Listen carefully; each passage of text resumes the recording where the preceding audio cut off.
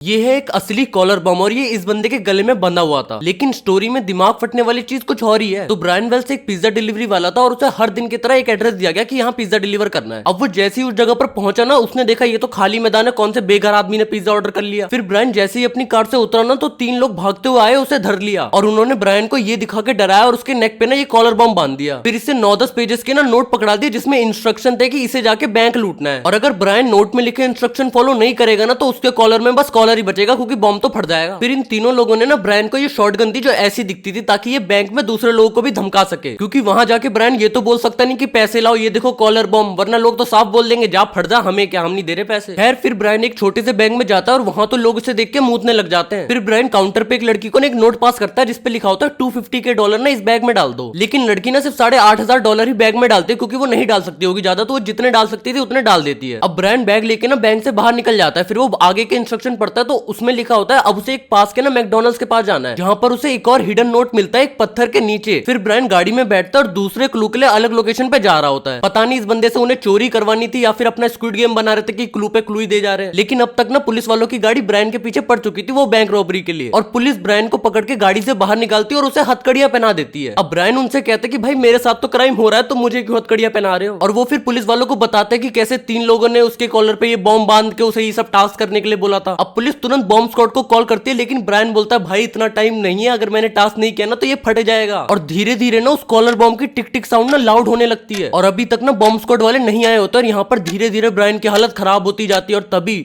Time पूरा हो जाता है। अब वो कॉलर बम फटने के बाद तो इस केस में एफबीआई इन्वॉल्व हो जाती है, और एफबीआई को ना एक बंदा कांटेक्ट करता है विलियम, जो एफबीआई को बताता है कि देखो मेरा इस कॉलर बम केस से ना कोई लेना देना नहीं है, लेकिन मैं जानता हूँ ये किसने करा है। इस पूरे ड्रामे के पीछे ना एक औरत है मार्जरी। अब एफबीआई वाले विलियम से पूछते हैं लाला ये तो बता दे तुझे कैसे पता है ये सब। तो विलियम बोलता है कि इस औरत मार्जरी ने ना अपने ही बॉयफ्रेंड को ऊपर पहुंचाया था जहर देके, फिर मुझे $2,000 दिए थे ताकि मैं उसकी बॉडी अपने फ्रीजर में छुपा लूं। अब एफबीआई जाती है और मार्जरी को अरेस्ट कर लेती है, और मार्जरी साफ साफ बोल देती है कि मेरा कोई लेना देना नहीं है इस कॉलर बम केस से, लेकिन हाँ मैंने अपने बॉयफ्रेंड को ऊपर पहुंचाया था वो मैं मान लेती हूँ। अब पुलिस उसे अरेस्ट करके जेल में डाल देती है उसके बॉयफ्रेंड वाले केस में, लेकिन फिर एफबीआई सोच रही होती है कि विलियम को कैसे लगा कि मार्जरी का हाथ इस कॉलर बम केस में है। तो एफबीआई विलियम से पूछताछ में लगी होती है, तभी वो कैंसर से ऊपर निकल लेता है। अब एफबीआई वाले फंस जाते हैं क्योंकि और कोई क्लू तो मिल नहीं रहा होता उन्हें, लेकिन फिर 6 महीने बाद ना मार्जरी कहती है कि मैं एफबीआई के साथ कोऑपरेट करूंगी, ये सोच के कि इससे वो लोग उसकी सजा कम कर देंगे और कोई कम सिक्योरिटी वाली प्रिजन में से ट्रांसफर कर देंगे। तो वो एफबीआई वालों के साथ बैठती है और उन्हें बताती है कि हाँ मैं इस कॉलर बम केस में ना इन्वॉल्व थी, और ये बात मेरे बॉयफ्रेंड को पता थी और वो मुझे ब्लैकमेल कर रहा था कि मैं बता दूंगा, इसीलिए मैंने उसे ऊपर पहुंचा दिया था और फिर विलियम को कहा था उसकी बॉडी फ्रीजर में डालने को। अब ये सब चल रहा था, तभी एफबीआई को ना रैंडमली एक और बंदे की टिप मिलती है जो इस केस में इन्वॉल्व था। अब उस बंदे का नाम निकल के आता है केन बार्न्स। अब केन रिसेंटली जेल में जा चुका था किसी ड्रग कांड के चक्कर में, तो पुलिस जाती है उससे पूछताछ करने जेल में। तो केन बताता है कि हाँ वो इन्वॉल्व था इस कॉलर बम केस में, लेकिन जो बंदा विलियम कैंसर से ऊपर चला गया ना, वो था असली मास्टरमाइंड इन सबके पीछे। उसी ने बैठ के सारा प्लान बनाया था, और कॉलर बम और शॉटगन जो लाठी जैसी लग रही थी ना, वो भी उसी ने बनाई थी। अब केन को इन सब के बाद ना 45 साल की और सजा दे दी जाती है, लेकिन कुछ साल बाद ही ना वो अपनी स्टेटमेंट चेंज कर देता है कि विलियम ने कॉलर बम बनाया था, लेकिन मार्जरी थी असली से मास्टरमाइंड इन सबके पीछे। पता नहीं ये लोग क्या करना चाह रहे थे, या फिर जेल में रह के इनका दिमाग नई नई स्टोरियां बना रहा था अपने एंटरटेनमेंट के लिए। खैर फिर केन बताता है कि मार्जरी ने ये सब प्लान किया था $250 के लिए, क्योंकि उसे एक हिटमैन हायर करना था अपने ही बायोलॉजिकल फादर को ऊपर पहुंचाने के लिए, ताकि मार्जरी अपनी फैमिली जायदाद अपने नाम कर सके। लेकिन फिर केन एक और दिमाग फाड़ने वाली बात बताता है कि सिर्फ मार्जरी, विलियम और वो शामिल नहीं थे इस कांड में, बल्कि ब्रायन जिसके कॉलर में बॉम्ब बना हुआ था ना, वो भी शामिल था इस कांड में। उसको $250 का कुछ कट चाहिए था, इसलिए वो भी रेडी हो गया था। और ब्रायन को पहले लग रहा था ना कि इन्होंने फेक बॉम्ब बांधा है, लेकिन उन्होंने असली बॉम्ब बांध दिया था उसके गले में, और ये बात ना ब्रायन को तब तक नहीं पता थी जब तक वो फट नहीं गया। हे भगवान, इतनी सारी हेरा फेरी थी ना इस केस में। बट तुम्हें ऐसी और स्टोरी सुननी है ना तो लाइक और सब्सक्राइब कर देना।